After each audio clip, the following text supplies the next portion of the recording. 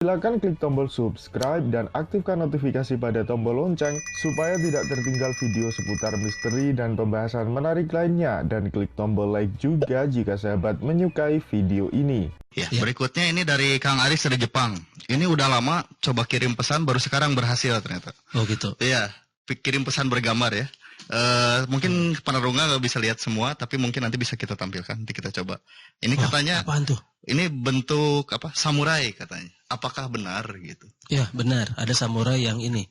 Bentuknya ada seperti kunci ini ya? Iya, ada tapi samurai. Raksasa. Coba digedein, perbesar. Bentar. Ini ada gambar samurai katanya. Tapi tidak seperti samurai. Ya karena itu bisa dilipat. Oh. Iya. Samurai itu dulu tuh karena logam keraiman. Nah di sini kan banyak gua Jepang juga. Kemarin di Sadu itu kan ada gua Jepang juga kan di sana. Sadu Soreang Kang ya? Sadu Soreang dan sebagainya. Itu ternyata yang di sana juga ada beberapa tempat juga seperti di sana di Bukit Tinggi ada lorong-lorong Jepang. Yeah. Ternyata mereka itu mencari ini sisa-sisa keraiman. Oke. Keraiman itu logam yang sangat keras tapi dia elastis. Justru ini pedang samurainya tidak seperti pedang ini ya? Oh enggak kan? Karena dilipat itu kan mungkin ya? Kenapa harus dilipat Kang? Untuk dipakai di sabuk. Oh, nanti itu keras seperti atau kayak ini masih belum jelas ya kalau dilihat dari gambar ini apakah ini samurai yang ini atau dia senjata pelontar yang lain gitu loh. Oh. Okay. Karena juga senjata-senjata pelontar yang seperti itu bentuknya, yang bisa dipasang di punggung atau bisa dipasang di di tangan. Oh gitu. Tapi kalau dipasang di tangan ini terlalu besar. Terlalu besar. Yang dilontar apa biar? Yang dilontar itu semacam jarum-jarum beracun atau apa? Nah, ini biasa dipakai ninja-ninja. Oke. Ini dari bahan keraiman tapi ya? Kalau misalnya pedang yang samurai lentur itu dari bahan keraiman. Dan itu kalau ada pun sangat mahal. Oke. Itu sangat mahal, itu bisa miliaran tuh harganya. Itu yang lentur itu panjangnya bisa segimana Kang kalau udah? Ya sekitar 1,5 meter. 1,5 meter. Ada yang 1,5 meter, ada yang 1 meter tergantung. Iya. Karena itu banyak, ada satu. Nah sekarang itu sedang ngambil dari seluruh dunia samurai-samurai semacam itu dibawa lagi ke Jepang.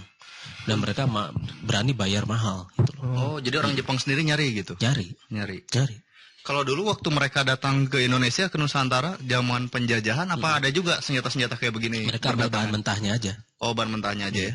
Kalau semua dibuat samurai sama mereka Kang? Itu Kang ya? Ada yang dibuat itu, ada yang dibuat bahan yang lain tergantung.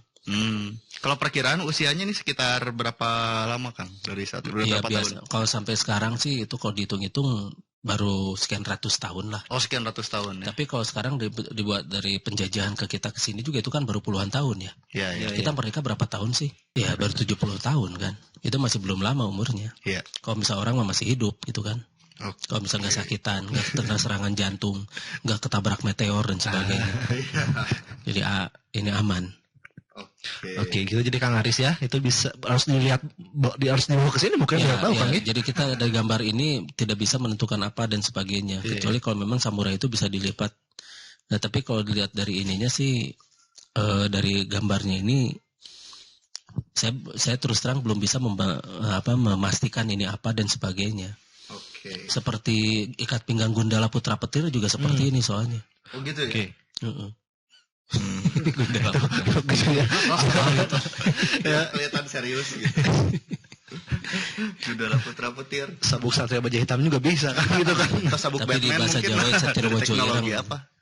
Bojo Ireng. Sebentar. Iya, Batman juga dulu mah Batman segede gitu kan, alaihim sabuknya itu segala macam ada. Iya. Berkembang secara kayak pakai keraiman nggak apa? Iya. Ya ada lagi. Ada, oke. Dari Agung di Bandung, Kang. Di sini ya. Iya. Oke. Entah mimpi atau bukan, saya berada di sebuah ruangan besar. Kemudian seorang berjubah dan kerudung putih membawa saya ke sebuah ruangan lain, yang di sana sudah ada 3 orang yang berpakaian sama, sedang melihat ke sebuah bejana besar.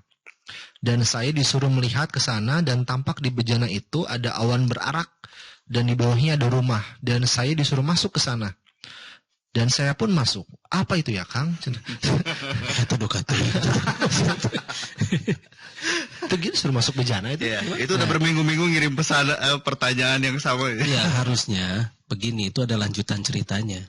Gimana, Kang? Setelah di dalam bejana itu harusnya diceritakan bagaimana dan sebagainya. Karena itu baru pendahuluan. Iya. Baru pendahuluan itu mah. belum ada apa-apa, belum ada ceritanya, belum ada maksudnya belum bisa ditakwilkan lah gitu ya. Oke. Belum bisa dibaca ininya apa, makna di balik itu tuh apa. Karena itu bisa saja simbol-simbol dan sebagainya. Dan siapa yang berjubah pakai kerudung itu?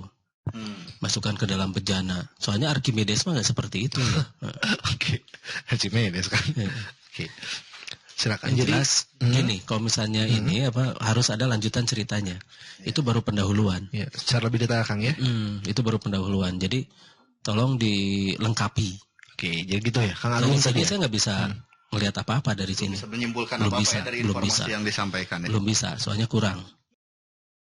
Oke. Kita akan berbicara soal yang namanya tabayun, itu sangat penting.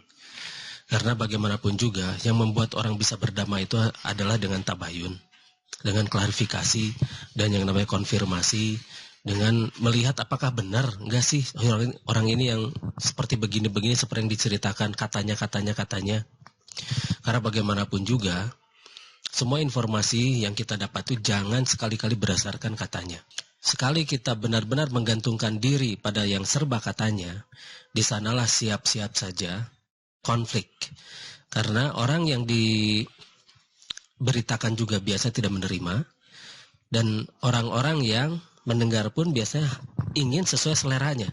Jadi berita-berita buruk yang ingin mereka dengar itu adalah berita-berita yang ingin mereka dengar.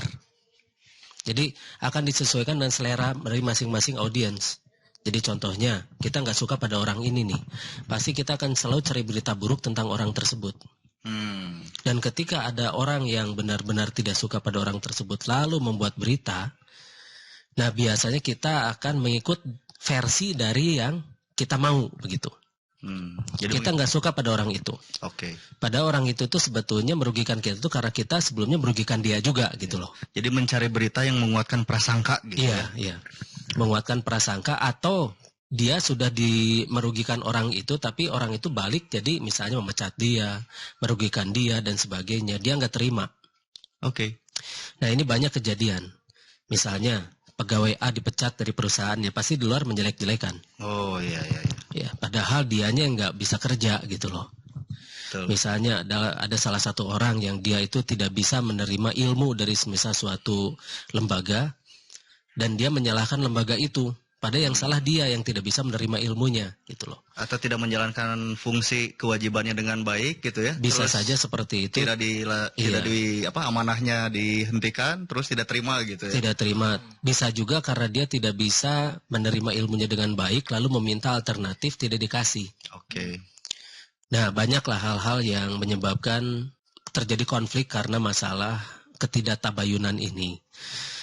Nah, satu hal yang paling berbahaya itu ketika orang menerima dan langsung mengambil sikap yang radikal. Masyarakat terus makin waspada berarti Kang ya? Iya. Nah, jadi satu hal yang paling penting adalah tabayun ini. Karena itu ajaran Islam. Kalau misal kita tidak pernah bertabayun dan tidak bertabayun dan langsung mengambil mengikuti yang serba katanya itu, sudah bisa dipastikan kita tidak mengikuti ajaran Islam. Karena Islam mengajarkan untuk tabayun. Yang pertama kali itu adalah tabayun. Jadi meskipun itu yang dikatakan oleh seorang penceramah tentang suatu hal dan itu adalah informasi tentang orang lain, sebaiknya kita bertabayun. Kita jangan lihat dia itu penceramah, kita jangan lihat dia itu siapa.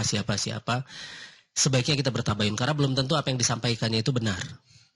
Dan apa jaminan dia benar di hadapan Allah gitu. Siapapun tidak ada jaminan. Makanya kita wajib bertabayun. Dan kita lihat bagaimana yang sebenarnya. Itu yang paling penting.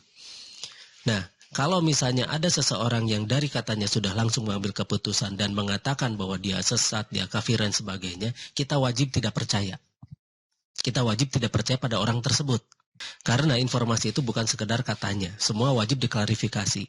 Semua wajib diketahui keadaan yang sebenar-benarnya. Konfirmasi tadi Kang ya? Ya, konfirmasi. Jadi sekali lagi, siapapun itu, kalau misal masih menggunakan yang serba katanya, wajib kita tidak percaya. Dan wajib kita telusuri sendiri. Karena bagaimanapun juga informasi itu tidak bisa dijadikan acuan-acuan untuk kebenaran itu sendiri. Kalau misalnya berdasarkan serba katanya. Kita sekarang mulai masuk ke pertanyaan. Silahkan kalau misalnya ada yang bertanya. Siap. pertanyaan. Ada nih kalau saya pertanyaan? Ada. Oke, banyak ya sudah masuk. Kang tadi yang tentang tabayun Kang, tapi sekarang tuh faktanya umat-umat udah makin cerdas ya kalau Kang untuk konfirmasi Kang ya. Ya, satu, umat sudah semakin cerdas, terbukti banyak sekarang yang datang pada saya. Oh, oke. Banyak yang ingin bertabayun, banyak yang datang, banyak yang ingin melihat dan sebagainya. Dan saya sangat senang menerima orang-orang seperti ini. Iya. Karena meskipun tadinya mereka mengambil sikap yang yang antipati lah, berseberangan Awalnya itu Kang ya. awalnya ya, karena katanya, tapi akhirnya kesadaran mulai muncul gitu loh. Oke. Nah, ketika kesadaran itu muncul dan mereka bertabayun, begitu melihat ternyata berbeda ceritanya, nah akhirnya mereka lah yang jadi corong-corong untuk menyebarkan kebenaran. Iya, untuk meluruskan Kang ya. Iya, betul. Iya. Dan itu bisa membalik loh pada orang yang menyebarkannya itu. Makanya kenapa sekarang orang-orang yang menyebarkan ketidaktabayunan ini, mereka sekarang sudah mulai ditinggalkan oleh pengikut-pengikutnya.